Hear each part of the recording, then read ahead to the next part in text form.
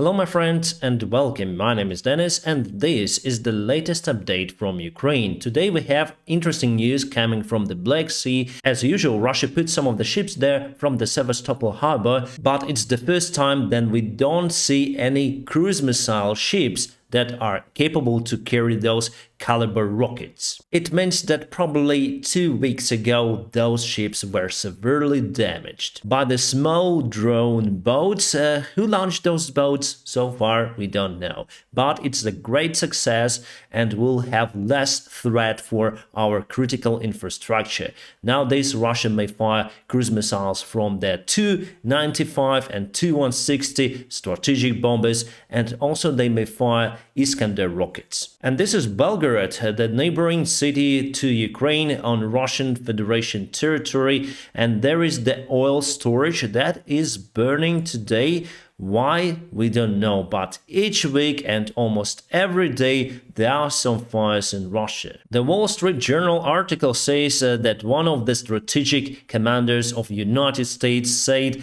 that the Ukrainian war is just the beginning. He said that the big crisis is coming and humanity should be prepared for the big test, and will probably experience what we haven't for a very long time. There were some articles about the possible Kiev evacuation. Well, yes, we have problems with electricity, but as you see me now, we have internet connection, we have light, and we have water. So it's not every hour, we have blackouts, half a day we sit without that, but it's not that critical as I read in that post, in that article. Yes, it's depressing a little, but we can live with it. Interesting article of the Washington Post. So United States privately asks Ukraine to show it's open to negotiate with Russia. Before our President Zelensky, signed the special law not to negotiate with Russia with current Russian president. On the other hand, Putin is openly saying that they are ready to talk with Ukraine, and Western countries see that narrative. So they see the President Zelensky who say no negotiations, and they see Putin who is willing to stop this war.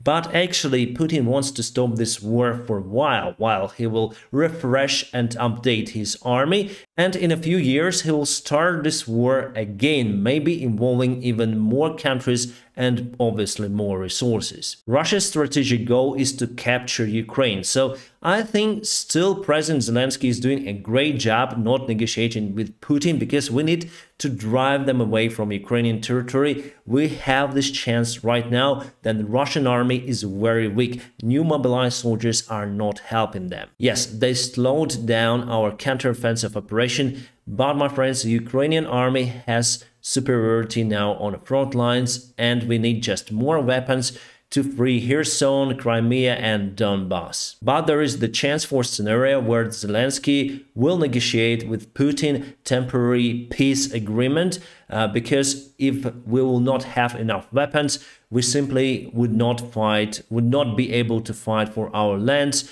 And in that case, obviously, Zelensky needs to negotiate with Vladimir Putin. And in that case, Ukraine would lose the territory. So it's a bad scenario for Ukraine. And old school political elite, they just got tired of Ukrainian war. They want to make business as usual. They have this lobby, stop this war in Ukraine, just give Putin some of the land and let it become as before. But it will not be as before, so it could be a big major mistake if United States and Western allies would push Zelensky for the peace agreement right now. If there is a peace agreement with Russia right now, if they secure their current positions, if they take Ukrainian territory, believe me my friends, there will be a World War III, the hot stage of that war. Putin announced the security meeting next week, so I wonder what they will discuss.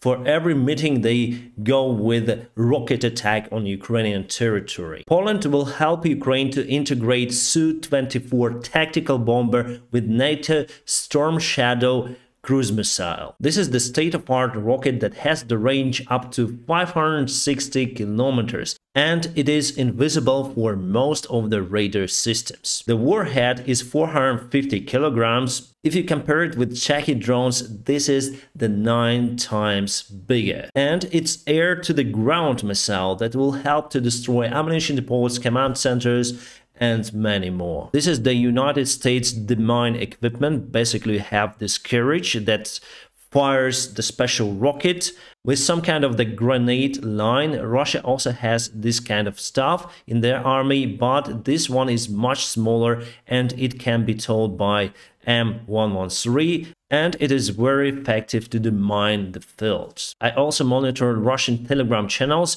and they today reported about the huge losses near to Vuhledar. They do not say the number, but they say big losses, and it's been reported to the Russian command, but my friends, they just continue to throw new mobilized soldiers with almost no training. The latest British intelligence report says that Russia continued to dismiss their generals, and basically they claim the Russian army, the Russian political leaders are claiming their own army that they are doing something wrong. But the main decision was taken by Putin and his political circle, not by the Russian army. Actually, most of the Russian command was unaware of this war, and just a couple of days before it, they understood that the war will start. There are some not riots, I would say meetings in Moldova. It's the neighboring country with the Ukraine, and people there are not okay with the current president.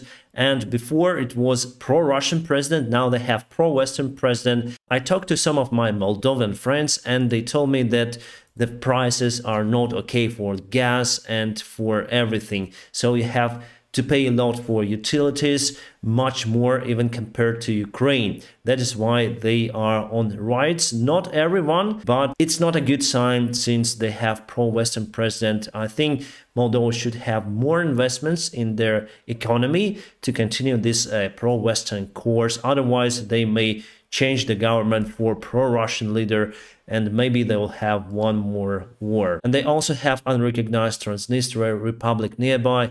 And I hope it's going to be okay for Moldovans because, yeah, potentially it could be one more hotspot on our map. All right, about this military map, we have just minor corrections, and this only happened near to Bahamut. So before, Russia moved very close to Opitne, and now it's been confirmed that they retreated a little. So it was yesterday.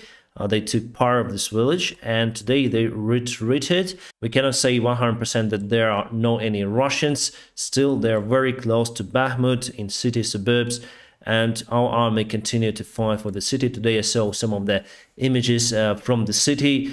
Everything is just demolished there, my friends. But anyways, I'm gonna keep you updated on situation here in Ukraine.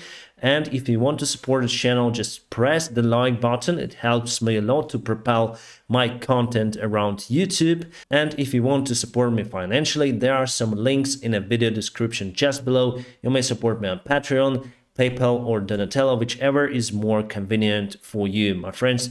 Thank you so much for it, and I wish you a peaceful sky wherever you are.